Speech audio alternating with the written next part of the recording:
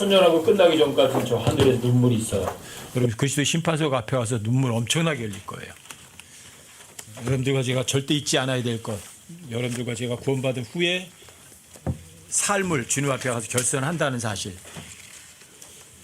그때 아마 눈물 흘리는 사람은 이 세상에서 그런 눈물 흘려보지도 못한 걸 흘릴 거예요. 엄청난 부끄러움이겠죠.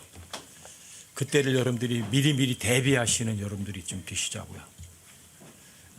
금년에는 크리스마스 때 23일, 24일, 25일, 2박 3일 2박 3일 전체 모임을 한번 하려고 그러거든요. 지방에 있고 이런 분들도 한번 그런 모임 한번 가지는 게 어떠냐 이렇게 얘기를 해서 준비를 했어요.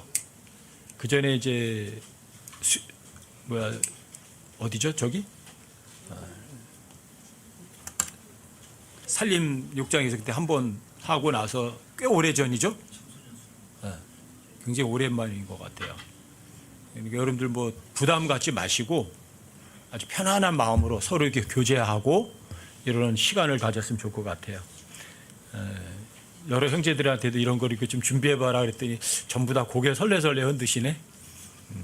지방에 있는 형제님들한테도 좀 준비해서 올라가려니까 아유 그런 건 말고 그냥 얼굴 보는 거로다가 좋게요. 뭐 이러시더라고요.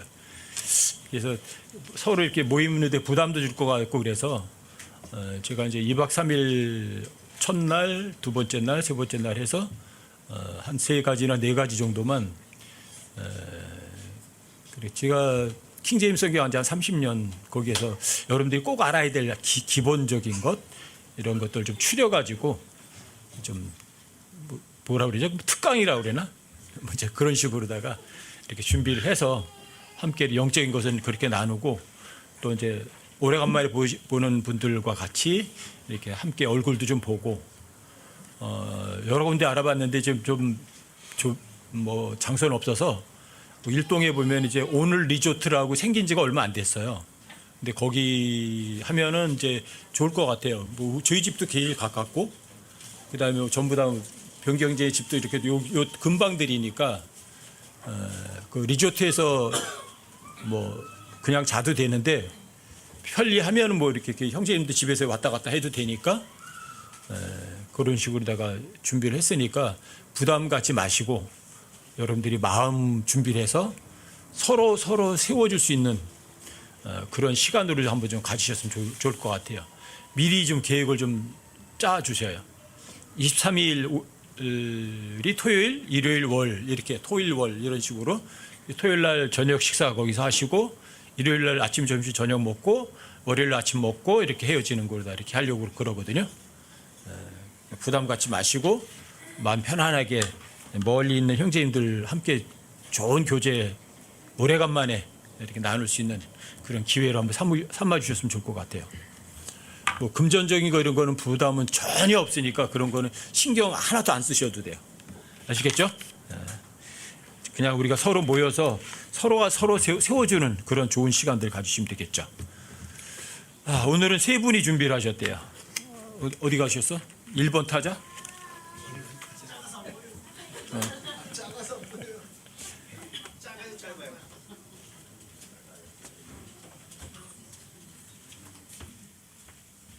이제 올라가요. 안녕하세요. 잘 들리시죠? 보여요? 설마요. 들켰네요. 아유, 감사합니다. 한 달 만에 여기 올라왔는데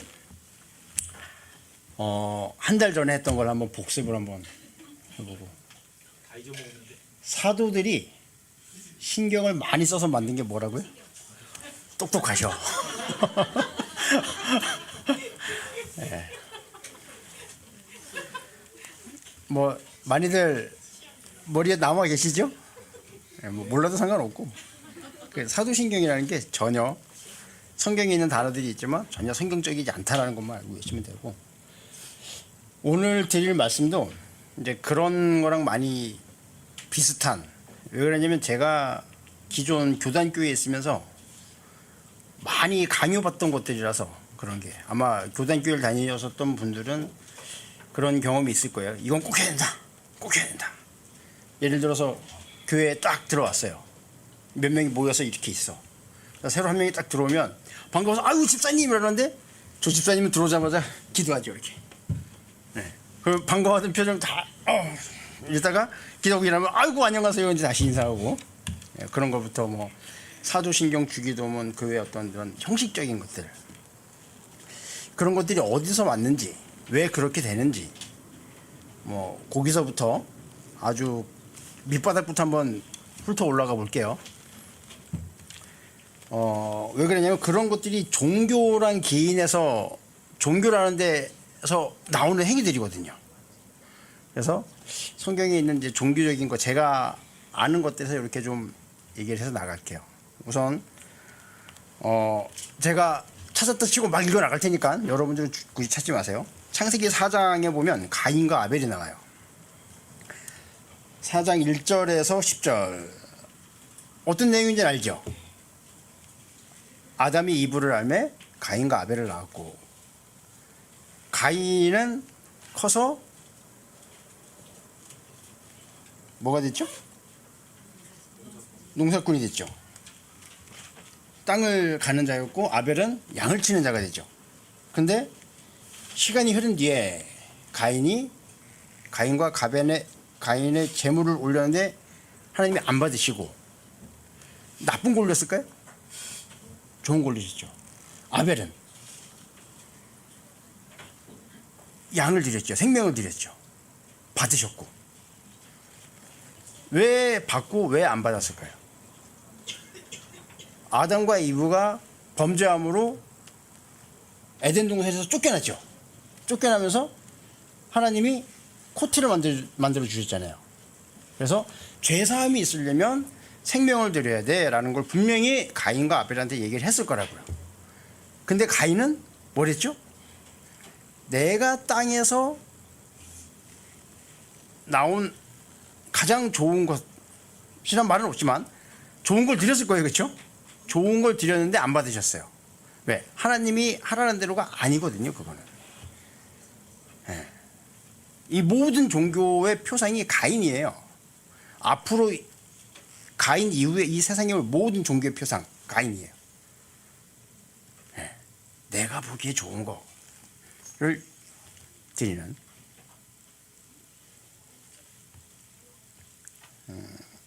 얘기할 건 많이 준비했는데 이 안에 위에 올라오면 머리가 싹 사라져요. 네.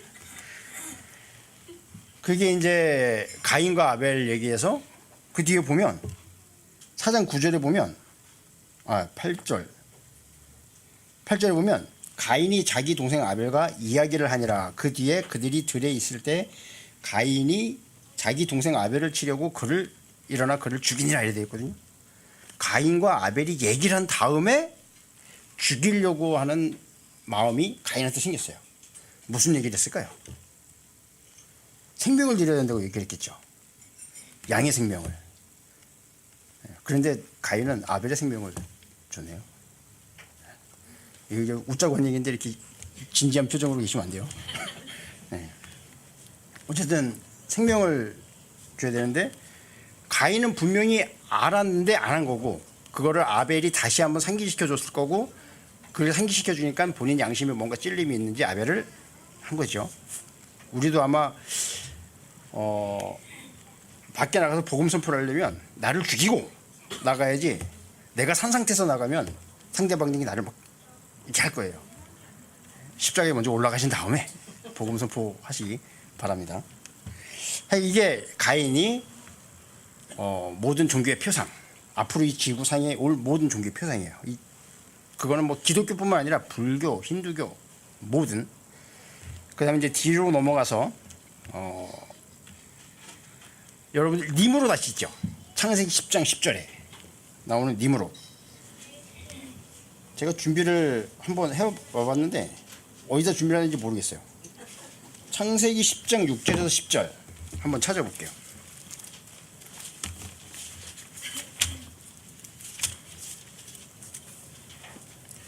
함의 아들은 구스와 미스라임과 북과 가나안이요 구스의 아들들은 스바와 하일라와 삽다와 라마와 집드가요 라마의 아들들은 세바와 드다니며 구스가 니무롯을 낳았고 그가 땅에서 강력한 자가 되기 시작하였더라. 그가 주 앞에서 강한 사냥꾼이었으므로 사람들이 이르기를 아무개는 주 앞에서 강한 사냥꾼인 니무롯과 같다 하느니라.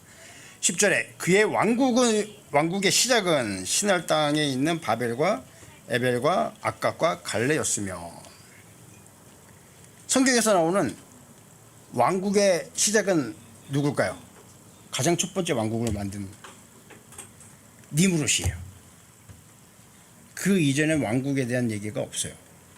니무롯이 왕국의 시작이에요. 니무롯이 노아의 4대 손이죠. 노아, 함의 아들 구스, 구스의 아들 니무롯. 함의 장손이 구스고 구스의 6번째 아들이 니무롯이에요.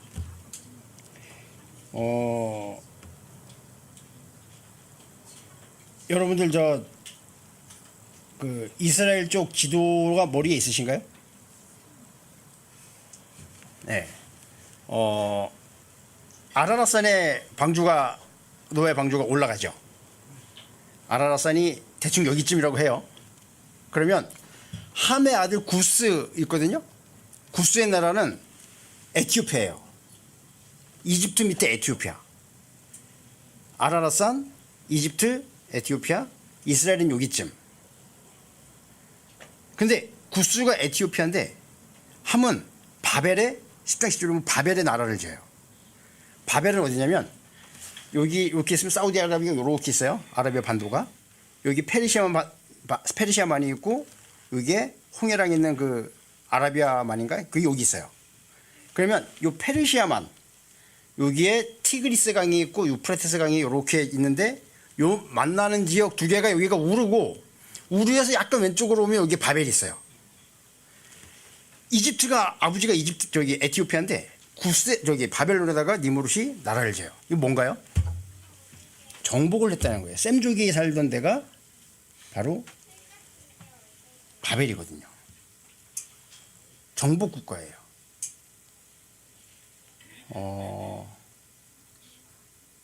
시간은 전체 주어진 거니까 제가 막 떠드릴게요. 성경에 보면 육식을 언제부터 했는지 혹시 아세요? 육식. 그렇죠. 노아 홍수 이후. 그전에는 채식. 창세기 1장 30절 31절에 보면 그렇게 나와 있어요. 동물들한테도 풀을 줘요. 여기 보면 성경이 아까 10장에 보면 니무롯은 사냥꾼이라고 그러죠. 그렇죠. 육식이 시작을 했는데 사람이 동물만 잡아먹은 게 아니라 동물들도 사람을 잡아먹은 거예요. 그래서 그 동물들로부터 사람을 지켜준 게 누구? 니무롯이에요. 근데 니무롯이 왜 왕국을 건설했을까요? 그리고 니무롯이 한 게 성경에는 딱 안 나와 있지만 바벨에 바벨탑이 생기죠. 바벨탑이 왜 만들어졌을까요?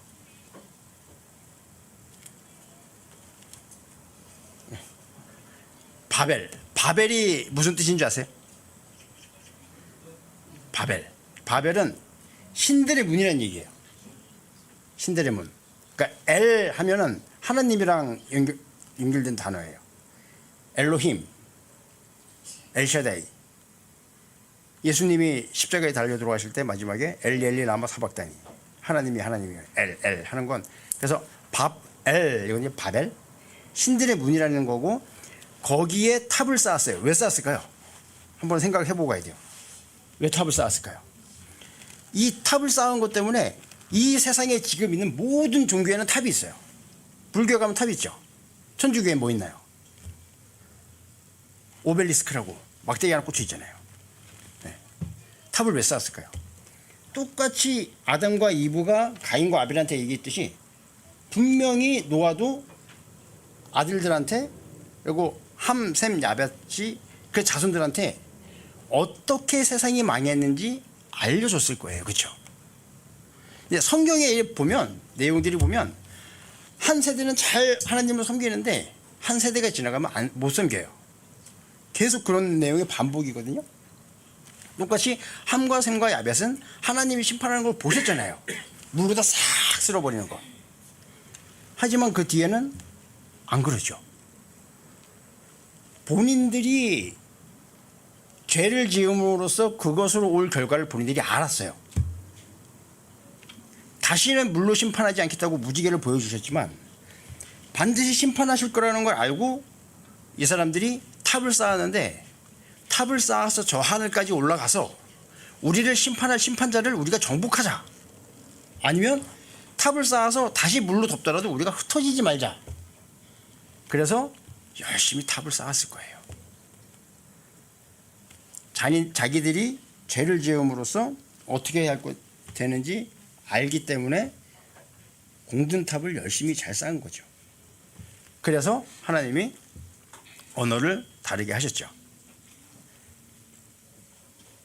어쨌든 그래서 바벨이 신들의 문이라는 얘기예요. 거기를 통해서 신들의 문으로 들어가서 탑을 해서 신한테 올라가자. 걔네들은 그렇게 생각을 했을 거예요. 이게 사실 이 바벨탑, 니므롯이 쌓은 바벨탑이 그냥 형식적인 어떤 탑보다는, 외형적인 탑보다는 어떤 시스템이에요. 나라가 만들어지는데 내가 왕이요 라고 얘기하면 다른 사람들이 다 너 왕해라 그러고 나 모른 척 할까요? 반드시 그걸 받쳐주는 정치적인, 경제적인, 사회적인, 법률 이런 시스템이 들어와야지만 가능한 게 왕국이에요. 그렇지 않으면 나라가 서질 않아요. 네. 그런 시스템을 시작한 게 니므롯이라는 얘기예요. 그래서 이 부분은 전설인데, 성경이 없으니까 전설인데, 니므롯의 가족의 얘기를 제가 좀 하고 넘어갈게요. 성경이 없는 인물이지만 세미라미스라고, 니므롯, 세미라미스 아들 누구죠? 담무스. 아시네요.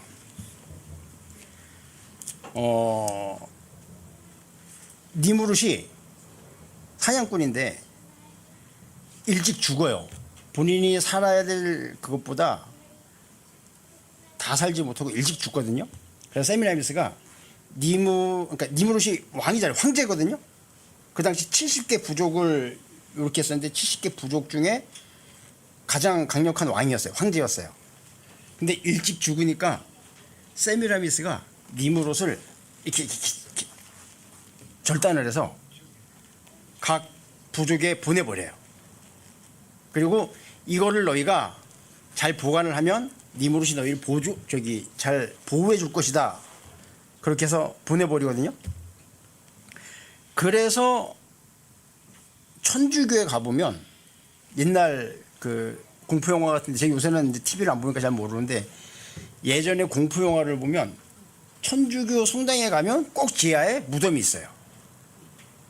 거기서 기인한 게 아닐까 하는 그런 건데,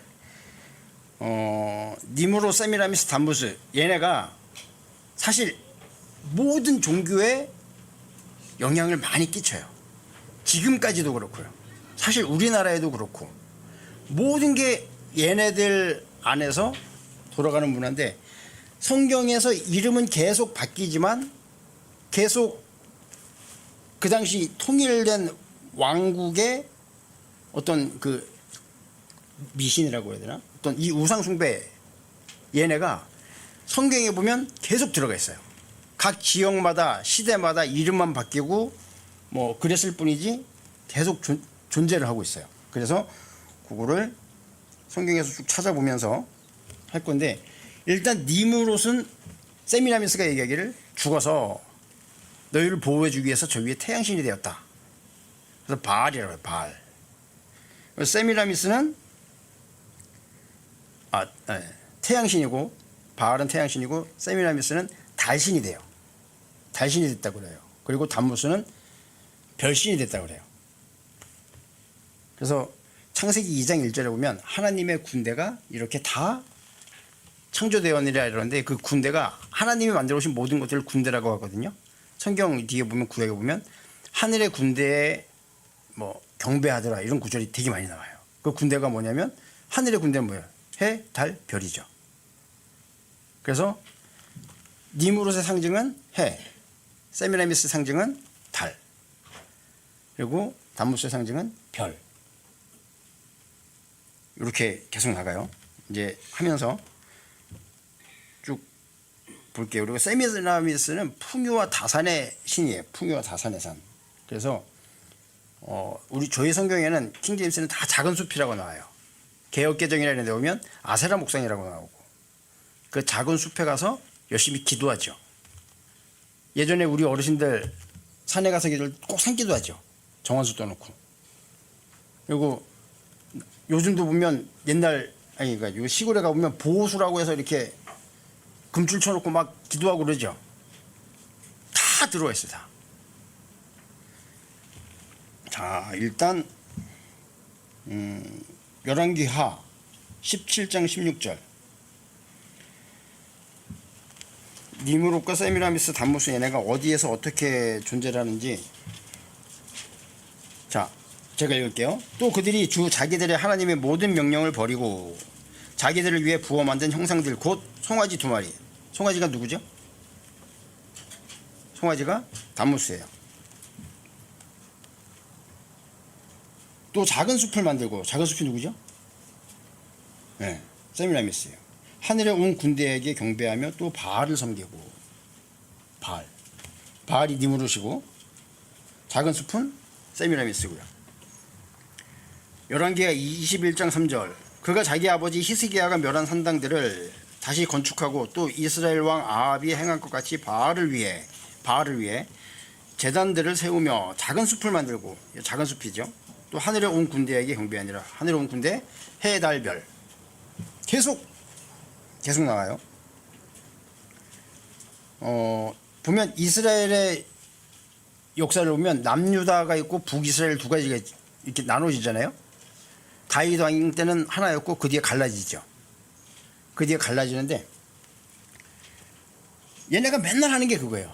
산당 짓고 선대 왕이 졌으면 그 뒤에 왕은 부수고, 선대 왕이 다시 지면 그 다음 왕은 더 하든지 부수든지, 바알신은 부시고 숲은 내비두고 뭐 이런 식으로 계속해요. 여러분들이 혹시 그냥 알면 좋을 만한 얘기, 남유다 왕국 있고 북이스라엘이 있는데 각 나라의 왕들이 몇 명씩 있었을까요? 20명씩 있었어요. 남유다 20명, 북이스라엘 20명. 다윗 빼고요. 다윗은 통일한 국이었으니까. 여기서 하나님의 마음에 든 왕이, 성경에 쭉 보면 이스라엘은 둘이 있어요. 북이스라엘은, 남유다엔 4명 있어요. 살짝 말씀드릴까요? 누구인지? 살짝. 예, 남유다에서는 아사왕 3번째 왕이고, 여호사바당 4번째 왕, 그리고 13번째 왕 히스기야, 16번째 왕 요시야. 보면은 선왕들이 해놓은 우상들을, 그러니까 우상 숭배를 하게 만들면 이 왕들은 싹 제거를 했어요. 그리고 이제 북이스라엘은 2명. 8번째 왕 아합, 엘리야 때 있던 왕이고, 엘리사 때 있던 11번째 왕 예후, 2. 북이스라엘은 2, 남유다엔 4. 뭐 알아두시면 한번 찾아볼게요. 그런 구절을. 열왕기하 23장 4절. 제가 막 읽어요. 왕이 대제사장 힐기야와 둘째 서열의 제사장들과 문을 지키는 자들에게 명령하여 바알과 작은 숲과 하늘의 온 군대를 위하여 만든 모든 기구를 주의 성전에서 내가게 하니라. 그가 예루살렘 밖의 기드론 밭에서 그것들을 불태우며 그것들의 재를 베델로 가져가고. 이거 보면 어디에서 나갔죠? 주의 성전에서 나갔대요. 바알, 작은 숲, 하늘에 온 군대, 이것들을 위한 형상들이 어디에 있었다고요? 주의 성전에. 누가 했어요? 제사장, 문지기들, 얘네들이 했대요.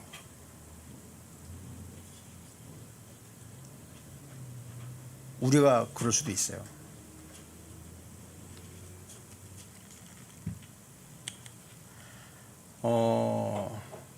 이렇게 어쨌든 계속 이 카톨릭이라고 하죠. 얘네 세미라미스, 니무롯, 담미우스, 얘네가 계속 성경에 이렇게 넘어가요. 그리고 세미라미스가 여신이, 풍요한 다산의 여신이 바알보다는 더 이렇게 많이 알려져 있어요. 많은 나라에. 그래서 세미라미스라는 이 존재가 각 나라마다 시대마다 어떻게 불려지고 있는지, 그리고 현재도 중국에서는 뭐 중국 발음으로 싱무, 성무라고 하는데 싱무, 그리고 뭐 어디야, 이집트에서는 이시스와 호루스, 그리고 인도에서는 인드란이랑 아기, 뭐 다른 데 뭐 데바키 크리시나 뭐 이런 식으로, 비너스, 헤르타, 케레스, 키벨레 이런 식으로 이름이 다 달라요. 그 중에서 성경에 나와 있는 걸 한번 또 보면 사사기 때 어떻게 불렸는지 볼게요. 이제 사사기 2장 13절에 한번 보세요.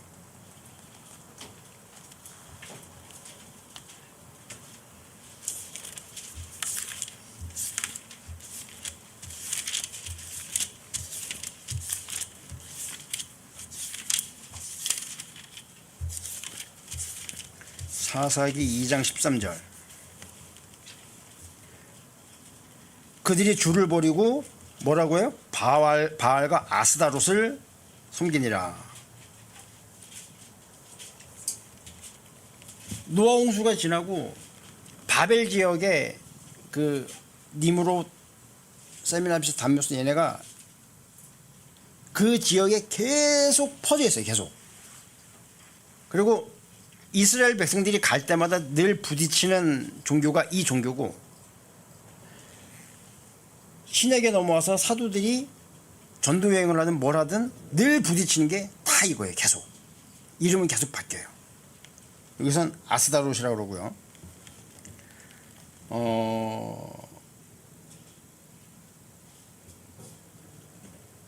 그리스, 헬라. 사도행전 19장 한번 찾아보세요. 사도행전 19장 24절. 여기는 뭐라고 불리는지.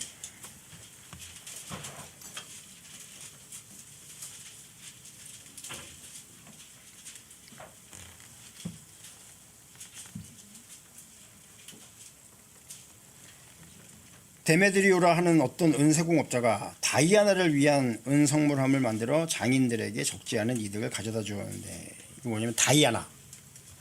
뭐냐면 다이아나가 그 여신의 이름이고, 은세공업자가 그 형상을 만들어서 많은 수익을 올리고 있었던 거예요. 바울이 전도여행 갔는데 이제 그러고 있는 거예요. 여기 뒤에 보면은 뭐 이름을 알지 못하는 신에게 이렇게 해놓고 경배하잖아요. 그러니까 바울이, 야, 내가 이름을 알지 못하는 신 알려줄게 이러면서 이렇게 설교하기도 하고 하죠. 25절. 그가 이들과 더불어 같은 직업을 가진 직공들을 함께 불러 이르되, 선생들아 그대들도 알거니와 우리가 이 기술로 우리의 재물을 얻는도다. 우선 여기선 다이아나라고 불려요. 다이아나. 그리스에선 이 다이아나가 그리스인데 옛날 이태리어, 그걸 우리가 라틴 말이라고 하거든요. 라틴어로는 다이아나가 뭐죠?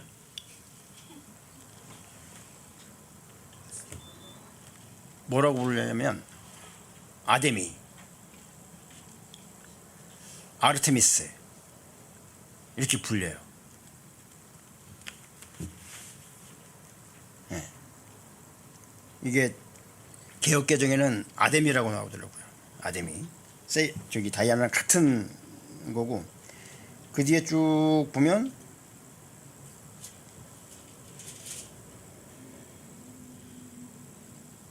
(19장 34절에) 보면 그들은 그가 유대인인 줄 알고 모두 한 목소리로 2시간쯤 소리질러 이르되 위대하시도다 에베소 사람들의 다이아나여 하더라. 2시간 동안 계속 이걸 소리질렀대요. 우리 예전에 하던 거 저 기억나죠? 저 다 같이 저 손잡고 주여 삼창하고 큰 소리로 열심히 기도하던 통성기도 2시간 동안 했대요 이거를. 힌두교에 보면 얘네들 수행할 때 요가 수행하잖아요. 그러면서 하는 것 중에 하나가 만트라라고 있거든요. 만트라가 뭐냐면 똑같은 말을 계속 되뇌이는 거예요. 그러다가 입진을 한다고 하거든요. 그게 우리나라로 들어온 게 평양의 장대현 교회 아시죠? 들어보셨네? 길선주 새벽 기도를 하니까 어쩌고저쩌고 하는데 이 새벽 기도도 다 힌두에서 다 온 거예요. 길선주가 도교에 많이 빠져 있었거든요. 그러니까 선교, 도교 뭐 다 똑같지만 예, 다 힌두에서 나와서 선교, 도교 아침 새벽에 이제 힌두에 보면 새벽에 기도하는 그런 게 있는데 똑같은 말을 계속 되뇌이는 거예요. 그게 길선주가 배워와서 평양에서 어쩌고 하면서 이 한반도에 기독교에 새벽기도, 통성기도 하다못해 그걸 방언이라고 하면서 열심히 하시는 분들이 계시죠. 어떤 언어가 아니라 쉐쉐쉐, 랄랄라, 따따따따따, 샬랄라, 샬랄라. 다 여기서 와요.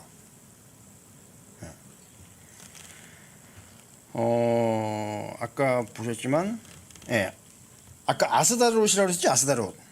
그게 팔레스타인, 블레셋 애들은 아스다롯이라고 불렀고,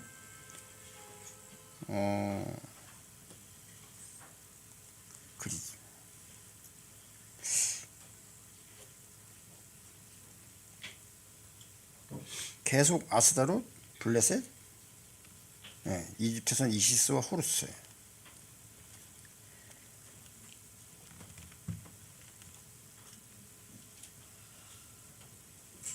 맥을 잃어버렸어요.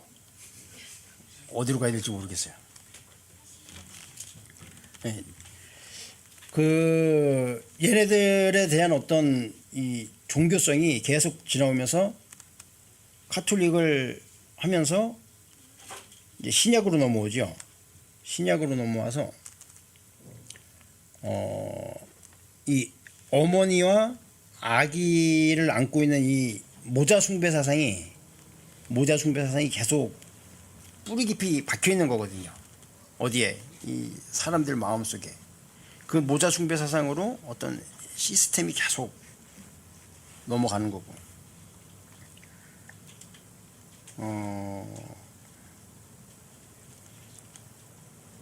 다들 아시는 내용이지만 콘스탄틴 알죠? AD 313년 콘스탄틴이 그 당시에 로마를 다 이렇게 통일한 황제잖아요. 제도권이라고 해야 되나? 하여간 저쪽 교단교에서는 콘스탄틴을 대단한 인물로 칭송을 하죠. 왜? 어머니가 기독교인이었고 그 어머니의 영향을 받아서 기독교를 국교화하는 아주 위대한 황제라고 알고 있지만 모든 종교의 문제는 섞이는 게 문제예요. 혼합되는 게. 아기를 안고 있는 마리아를, 그러니까 콘스탄틴이 다 정복을 했는데 그 당시에 정치랑 종교가 분리가 돼 있죠. 이렇게 한 나라를 정복을 하면 모든 백성들이 나를 따르는 게 아니라 정치적으로는 따르지만 종교적으로 건드리면 안 돼요. 종교적으로 건드리면 걔네들 신앙을 무시해 버리면 이 사람들을, 국민들의 마음을 사로잡을 수가 없어요. 그래서 카톨릭에 그런 정복을 하고 어떤 나라를 정복하면 그 나라 사람들이 믿고 있는 종교를 받아들이는 거예요. 이게 이제 다원주의의 시작이기도 한데, 종교다원주의. 한 나라 정복하고 그 종교, 그 사람들이 믿는 종교 받아들이고, 또 옆에 나라 정복하고 또 받아들이고 또 받아들이고 또 받아들이고 하다 보니까 콘스탄틴이 정치적으로는 이렇게 영향력을 있는 것 같지만 완전한 통일 국가가 안 돼요. 사람들이 내 말을 안 듣고 종교 지도자들 말 듣는단 말이에요. 그런데 콘스탄틴이 황제가 돼서 이제 보니까 유일신 딱 한 명이 존재 하나가 왕이고 나머지는 다 잡신이다라고 하는 그 당시에는 이 사람이 보기엔 희한한 종교가 있는 거예요. 그게 뭐예요? 우리가 알고 있는 그거예요. 그래서 왕권을 강화하기 위해서 기독교를 정상화하죠. 국교로 채택을 하거든요. 채택을 했는데 이거를 백성들한테 강요를 하니까 반대급부가 일어나는 거예요. 안 되는 거예요. 그러니까 너무 좋은 게 단무스를 안고 있는 세미라미스가 이걸 대체할 인물이 생기는 거예요. 누구요? 아기 예수를 안고 있는 마리아로 바뀌는 거죠. 그래서 마리아한테 세미라미스가 갖고 있던 다른 이름이 하나가 붙여져요. 그게 영어로 마리아한테 더 마돈나라고 하죠. 더 마돈나. 이게 세미라미스의 다른 이름이거든요. 아까 니무롯을 바알이라고 한다 그랬죠. 바알이고 세미라미스를 바알티라고 해요. 바알티라고 하는데 이게 영어로 하면 무슨 얘기냐면 마일레이디라는 얘기예요. 마일레이디라는 얘기고 이게 이태리 라틴 말로는 메아도미나라고 얘기해요. 이게 뭐예요? 마돈나예요. 마돈나. 그래서 마리아한테 세미라미스 이름을 붙여주고 그 뒤로 세미라미스 그러니까 마돈나를 신격화하기 위해서 그 다음 사람들이 열심히 그 시기를 하거든요. 몇 가지를 말씀을 드릴게요. 마리아 숭배 사상을 하기 위해서 AD 431년 아까 사도행전 19장에서 그게 에베소에서 있었던 일이거든요. 바울이 에베소 가서 하니까 에베소 사람들이 위대한 여신 다이아나 막 하고 하는 건데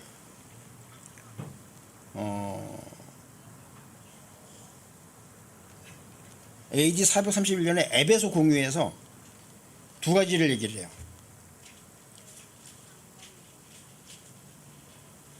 마리아 종신 처녀설, 마리아 성모설.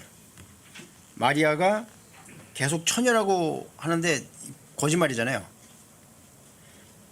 마태복음 13장 55절, 마가복음 6장 3절에 보면 아들들의 이름이 나와요. 딸들도 있다 그래요. 그러니까 마리아의 아들들이 예수님의 동생들이죠. 야고보, 요세, 시몬, 유다 넷이거든요. 딸들도 있고. 에베소 공유한 게 뭐라고요? 마리아 종신 처녀설, 마리아 성모설, 홀리마다라고 두 가지를 하고 450년 칼케돈 공유에서 이거를 공식적으로 이 두 개를 공식화해 버려요. 그 다음엔 뭐 700년에 그 사도신경이나 이런 걸 계속 만들어내서 계속 마리아 숭배 사상을 강조를 하면서 이제 최근에 들어서 완전히 막 하거든요. 1854년에 천주교사인 게 마리아 무죄 잉태설을 발표를 해요. 마리아가 죄 없이 태어난 사람이다라고 주장하는 거거든요. 그리고 마리아 계속 무죄설, 마리아는 죽을 때까지 죄를 짓지 않았다라고 주장하는 거고요. 1950년에는 마리아 부활 승천설을 발표를 해요. 카톨릭은 성경의 권위를 인정을 해요. 성경의 권위를 인정하지만 성경의 권위보다 위에 두는 게 뭐냐면 교회 법이에요. 교회 법보다 위에 두는 건 황제의 말이에요. 황제 누구요? 교황의 말이에요. 이런 교황들이 자기 생각을 가지고 막 얘기를 하는 거예요. 그러면 그게 성경보다 위에 있게 돼요. 그 다음에 1962년에서 65년 바티칸 공의회, 제2 바티칸 공의회에서 종교다원주의를 발표를 해요. 종교다원주의가 뭔지 아시죠? 모든 종교에 예수가 있다요. 예수가 있다면 모든 종교에 구원이 있다. 예수라는 어떤 존재가 이름만 다를 뿐 다 존재한다고 주장하는 거예요. 예를 들어서 산이 있으면 이 꼭대기가 있잖아요. 이걸 구원이라고 하고 남쪽으로도 올라가고 북쪽으로도 올라가고 서쪽으로도 올라가고 지름길로도 올라가고 예수님이 그러시 나는 길이요 진리요 생활이라고. 그 길이 여러 가지가 있다는 거예요. 이게 종교다원주의예요. 모든 종교에 구원이 있다. 그게 뭐 아시잖아요. WCC 이때부터 일어났던 게 에큐메니칼 운동. 예. 다 모든 종교가 같다는 거예요. 불교에도 구원이 있고 다 있다고.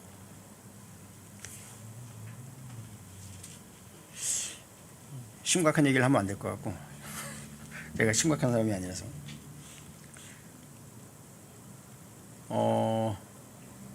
나중에 시간이 되면 뭐 이슬람도 좀 다뤄보겠지만 이슬람이랑 무슬림이랑 어떤 차이가 있는지 아세요? 모르죠. 그냥 알면 또 우리는 기독교잖아요. 기독은 그리스도와 그의 몸된 교회를 기독이라고 그래요. 이 기독교를 다니는 사람들을 크리스찬이라고 하죠. 이슬람을 믿는 사람들을 무슬림이라고 하는 거예요. 그러니까 이슬람 교가 있고 이슬람을 믿는 사람들이 무슬림인데 왜 이 얘기를 하냐면 이슬람도 이 니무로 세미라미스 다면서 얘네 영향을 그대로 받고 있어요. 이슬람교를 국교로 하고 있는 정교 일치가 되어 있는 국가들을 보면 모든 국기에 초승달이 그려져 있어요. 달의 여신 누구요? 세미라미스. 저기 옛날 고대 페니키아인들을 보면 페니키아인들의 모양에 세미라미스 모양이 다 초승달이 그려져 있어요. 마리아 사진에도 마리아의 초상화에도 보면 이렇게 초승달 같은 게 그려져 있어요. 이슬람도 바빌론과 기독교의 혼합 종교예요.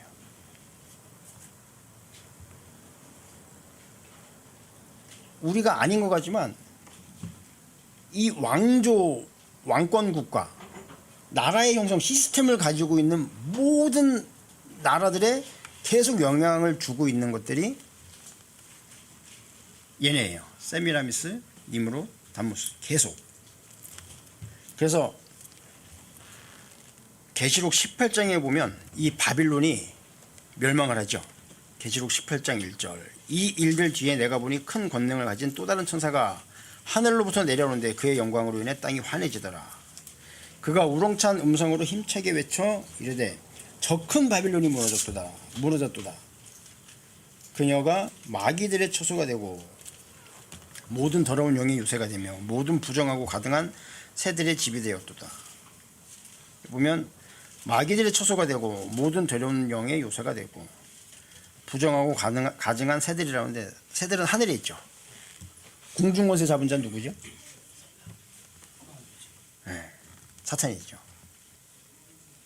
바빌론은 뭐죠? 한 나라 어떤 형상이 이런 게 아니라 그 안에 있는 소프트웨어 시스템이에요. 시스템.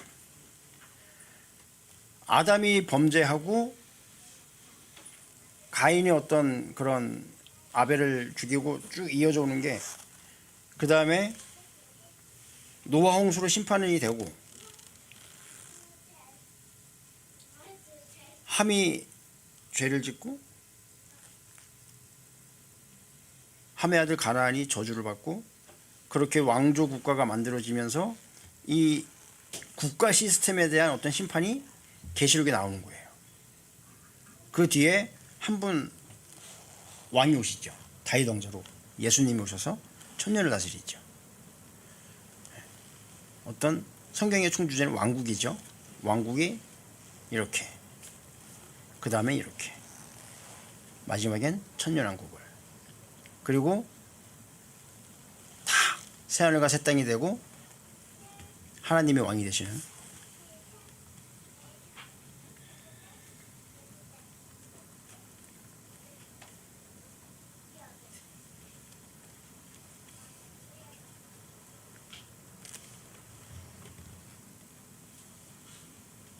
어떻게 마무리해야 되죠? 야, 예. 이슬람은 네. 바빌론과 기독교의 혼합이라 했잖아요. 그게 아니라 이슬람은 바빌론과 유대교의 혼합이 아닌가요? 네. 기독교가 아니고 유대교의 혼합. 그게 아닌 것 같아요. 네. 그렇네요. 감사합니다.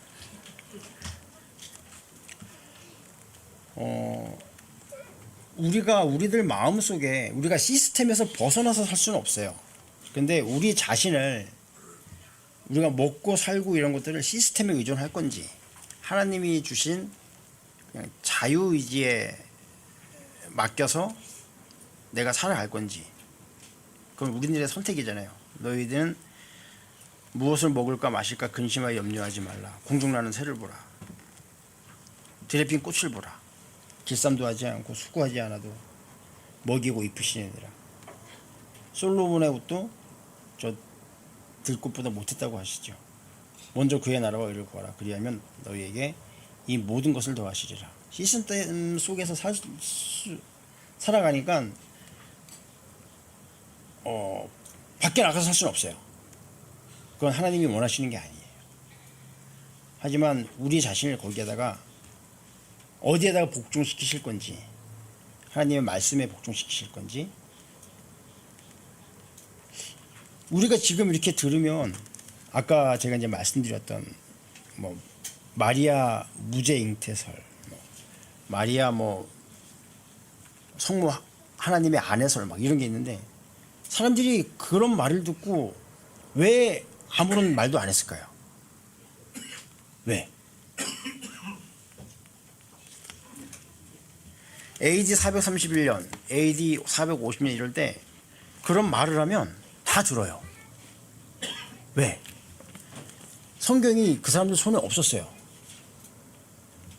카타콤 시대를 지나서 넘어오면서 성경을 갖고 있는 것 자체가 사람들한테 사형이었어요. 킹 제임스가 나오기 전에는 구약은 히브리어, 신약은 헬라어, 라틴 말이죠. 이렇게 돼 있었어요. 저도 몰라요. 읽지 않기 때문에 다른 사람들이 얘기하면 그냥 믿는 거예요. 누가? 저 높이 앉아 있는 사람들이 성경에 이렇게 돼 있어. 마리아는 죽을 때까지 처녀였어요. 죽을 때까지 죄를 짓지 않았어. 그러면 아멘 할렐루야 하는 거예요. 그냥. 성경을 읽지 않으시면 계속 그렇게 돼요. 그리고 아까도 말씀드렸지만 성경에 어떤 해법이 있는지 모르겠어요. 저 같은 경우만 해도 예전엔 교단교회에서 열심히 제 스스로 자원해서 노예 생활을 했어요.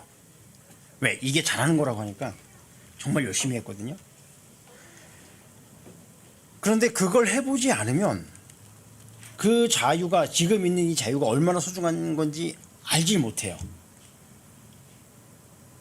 참 슬픈 현실이에요, 사실. 우리가 육에 속해 있기 때문에 우리가 경험하지 않은 거에서 알 수가 없어요. 경험하고 나서 알고 내가 가지고 있는 게 얼마나 소중한지 그러고 나서 알게 되거든요. 상대적인 인간들이에요. 하나님의 말씀은 절대적이잖아요. 그래서 홍영재님 가끔 말씀하시지만 에버라스팅 조이가 상대적인 이 몸을 가지고 있는 우리는 이해할 수가 없어요. 왜? 즐거움을 알려면 즐겁지 않을 때를 알아야지 즐거운 게 얼마나 좋은지 알거든요. 근데 절대적인 거라는 건 상대적인 육체 바깥에서 우리가 생각을 해야 되기 때문에 육체를 갖고 있는 우리가 좋긴 좋은데 그게 뭔지는 모르지 않는가. 결국 저도 여러분들한테 말씀드리고 싶은 건 성경 읽으셔야 돼요. 읽지 않으면 제가 지금까지 쭉 말씀드렸던 구약 시대 때 신약 시대 때 있던 그 사람들처럼 누가 얘기하면 그냥 따라갈 수밖에 없어요. 왜? 나는 공부를 많이 못했고 나를 다스리는, 나를 보호해주는 어떤 존재가 이걸 믿으래요. 그렇지 않으면 보호해주지 않을 거래요. 그럼 어떻게 해? 믿어야죠. 그게 이 세상 시스템일 수도 있어요.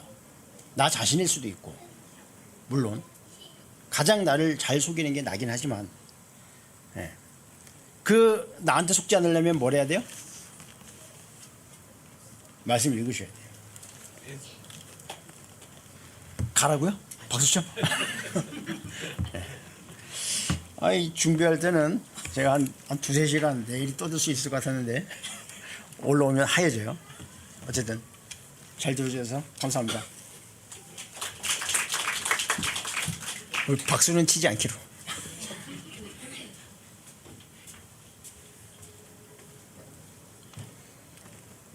안녕하세요. 매번 들을 때마다 제가 종서병제님을 따라갈 수가 없네요. 워낙 똑똑하시고 잘하셔서. 근데 저는 뭐 제가 준비한 거, 뭐 종서병제님에 비하면 아무것도 아니지만 제가 준비한 거 마저 하겠습니다. 저는 오늘 준비한 단어는 자유. 이 자유는 저는 그렇더라고요. 대부분 여기 우리 지체분들도 똑같이 느끼실 거예요. 듣기만 들어도 참 마음이 편해지고 기분이 좋은 단어라고 저는 생각을 합니다. 그리고 여기 계신 우리 포천 지체 분들은 아무도 이 자유에서 벗어나고 싶은 분들은 없다고 봅니다. 그래서 과연 하나님께서 이 자유를 어떻게 정의하셨고 어떻게 말씀하시는지 하나하나 살펴보겠습니다. 제일 중요한 정의부터 설명을 해드리겠습니다. 창세기 2장 16절부터 17절 말씀입니다. 창세기 2장 16절에서 17절.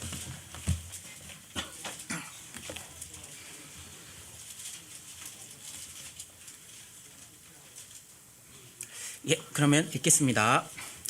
주 하나님께서 남자에게 명령하여 이르시되 동산의 모든 나무에서 나는 것은 내가 마음대로 먹어도 되나 선악을 알게 하는 나무에서 나는 것은 먹지 말라. 그 나무에서 나는 것을 먹는 날에 내가 반드시 죽으리라 하시니라. 요거를 좀 제가 영어 직독을 해서 다시 말씀드리겠습니다. 16절. 동산의 모든 나무에서 나는 것은 내가 마음대로 혹은 자유롭게 먹어도 된다. 17절. 여기서 이제 그러나가 중요합니다. 그러나 선과 악의 지식의 나무에서 나는 것은 먹지 말라. 그 나무에서 나는 것을 먹는 날에 내가 반드시 죽는다. 이 말씀이거든요.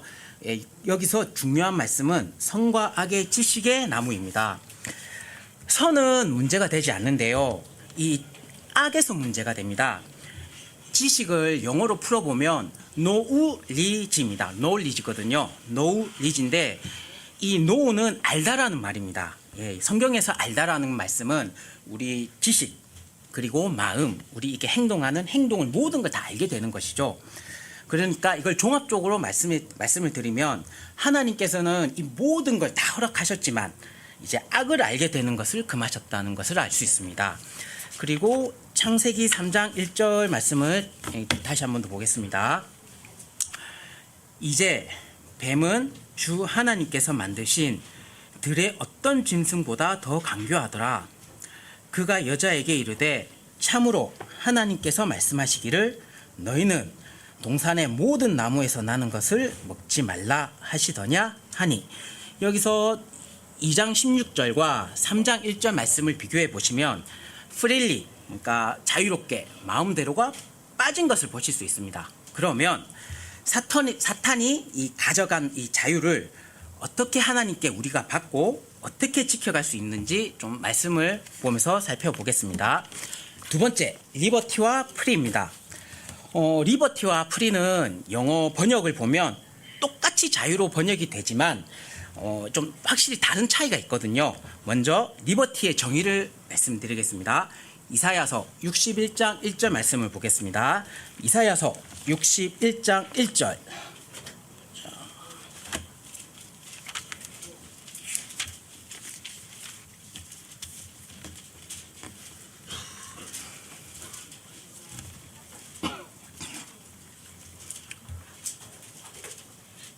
네, 그러면 읽겠습니다.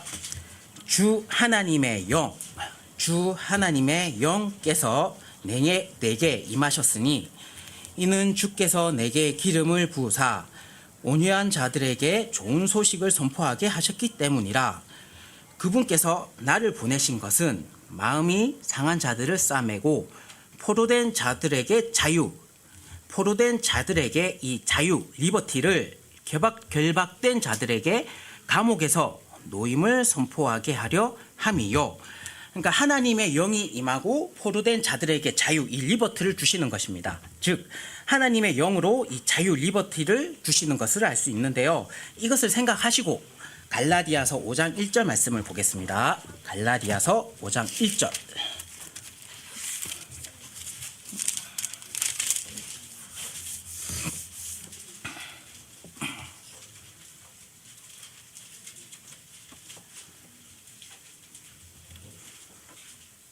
네, 그러면 읽겠습니다. 그리스도께서 자유, 이 리버티, 그리스도께서 자유, 리버티로 우리를 자유롭게, 우리를 프리하게 하셨으니, 여기서 보시면 그리스도, 하나님의 영께서 자유, 이 리버티를 주셔야만 우리는 자유롭게, 프리하게 되어지는 것입니다. 그리고 세 번째, 세상의 굴레와 자유입니다. 갈라디아서 5장 1절 말씀을 마저 읽겠습니다. 그러므로 그 자유, 그 리버티 안에 굳게 서고 다시 속박의 멍에를 매지 말라. 멍에는 소가 이렇게 짐을 끌 수 있도록 이렇게 등에 씌우는 것이죠. 예, 그리고 속박은 영어로 본디지라고 이렇게 발음이 되는데요. 이 본디지의 정의를 또 한 번 더 살펴보겠습니다. 출애굽기 1장 13에서 14절 말씀 보겠습니다. 출애굽기 1장 13절에서 14절.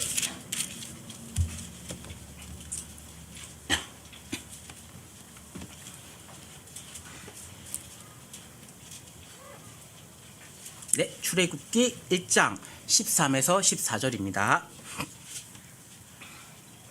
네, 그러면 읽겠습니다. 이에 이집트 사람들이 이스라엘 자손으로 하여금 엄격히 섬기게 하고 해반죽 이기는 일과 벽돌 굽는 일과 들에서의 온갖 종류의 섬기는 일에서 고된 속박, 고된 본디지로 그들의 삶을 괴롭게 하니라. 그들이 그들로 하여금 섬기게 한 모든 일이 엄격하였더라. 이집트는 뭐 다들 아시겠지만 세상의 모형입니다. 즉 세상의 속박을 메고 있으면 우리는 힘들어질 수밖에 없죠. 그리고 우리는 세상의 속박을 메지 않아야 자유로울 수 있는 겁니다. 여기서 하나 말씀드리고 싶은 것은 아까 종섭형제님께서 잘 말씀하셨지만 돈을 벌지 말라거나 우리는 이 세상의 속세를 떠나자 이런 말씀이 아니라 우리 각자 하나하나의 모든 개인의 마음이 하나님의 단어 예수 그리스도 안에 있어야 함을 말씀드리고 싶습니다. 그리고 네 번째, 죄의 해방과 하나님의 선물입니다. 이 죄의 해방도 풀이라는 단어를 쓰셨더라고요. 로마서 6장 15절 그리고 17에서 23절 말씀을 보겠습니다. 로마서 6장 15절 17절에서 23절입니다. 로마서 6장 15절 그리고 17에서 23절입니다.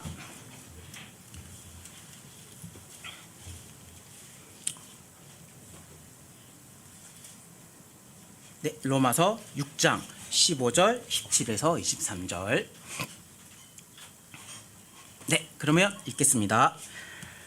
그런즉 어찌하리요?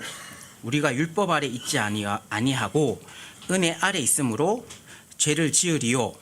하나님께서 금지하시느니라. 17절입니다. 그러나 하나님께서 감사하리로다. 너희가 저희 죄의 종이었으나 너희에게 전달된 교리에 그 틀의 마음으로부터 순종하고 이로써 죄로부터 해방 자유롭게 되어 의의 종이 되었느니라. 너희의 육신이 연약함으로 내가 사람들의 갈래대로 말하노니 전에 너희가 너희 지체를 부정함과 불법에게 종으로 내주어 불법에 이른 것 같이 이제는 너희 지체를 의에게 종으로 내주어 거룩함에 이르라. 너희가 죄의 종이었을 때는 의로부터 자유로웠느니라. 이 말씀은 우리가 죄의 종이었을 때는 의하고 상관이 없다는 말씀입니다. 그리고 21절 그런즉 너희가 지금은 부끄러워하는 그 일들 안에서 그때에 무슨 열매를 얻었느냐. 그 일들의 끝은 사망이니라. 그러나 이제는 너희가 죄로부터 해방 자유롭게 되고 하나님께 종이 되어 거룩함에 이르는 너희의 열매를 얻었으니 그 끝은 영존하는 생명이니라. 죄의 삭은 사망이나 하나님의 선물은 예수 그리스도 우리 주를 통해 얻는 영원한 생명이니라. 하나님과 죄는 절대 같이 할 수가 없죠. 죄의 삭은 사망이니까요.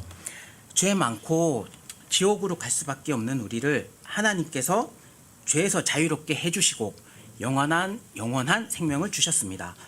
그리고 죄에서 자유롭다고 해서 죄를 짓는 것은 하나님께서 금지하셨죠.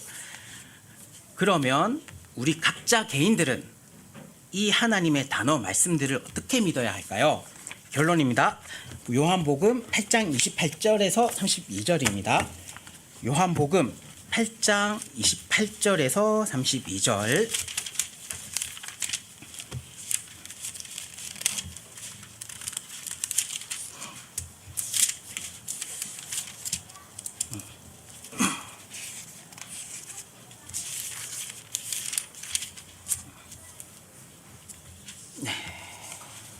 그러면 읽겠습니다. 이에 예수님께서 그들에게 이르시되 너희가 사람의 아들을 들어 올린 뒤에야 내가 그인 줄을 알며 또 내가 스스로 아무것도 하지 아니하고 오직 내 아버지께서 내게 가르쳐 주신 대로 내가 이것들을 말하는 줄도 알리라. 나를 보내신 분께서 나와 함께 계시는도다. 내가 항상 아버지를 기쁘게 하는 그것들을 행함으로 그분께서 나를 혼자 버려두지 아니하셨느니라 하시니라. 그분께서 이 말씀, 이 단어들을 말씀하심에 많은 사람들이 그분을 믿더라. 이에 예수님께서 자기를 믿은 그 유대인들에게 이르시되 너희가 내 말, 내 단어에 계속 거하면 참으로 내 제자가 되고 또 너희가 진리를 알리니 진리가 너희를 자유롭게 하리라 하시니라. 아멘. 하나님, 저는 이렇게 단어 준비를 하면서 항상 좀 느끼는 게 있는데, 하나님의 말씀, 이렇게 하나님의 단어를 정확하고, 그러니까 이 단어를 빼지 않고 더하지도 않고 문자 그대로, 그리고 올바르게 믿고자 하는 마음만 있다면 어떤 생각을 넣어 주시든 아니면 그 상황을 만들어 주셔서 그 마음을 이렇게 주시더라고요. 제가 완벽하게 자유를 누리고 있습니다, 이렇게 말씀은 드리지 못하지만 우리 포천교회, 우리 지체분들은 하나님의 영으로부터 자유를 받으셔서 항상 자유로움에 있으시길 진심으로 바라겠습니다. 네, 이상입니다.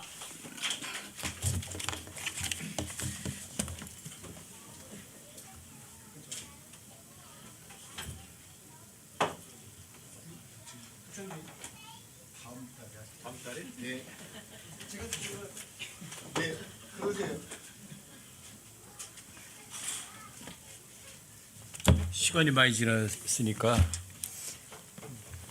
종소병제가 너무 시간을 다 갉아먹어서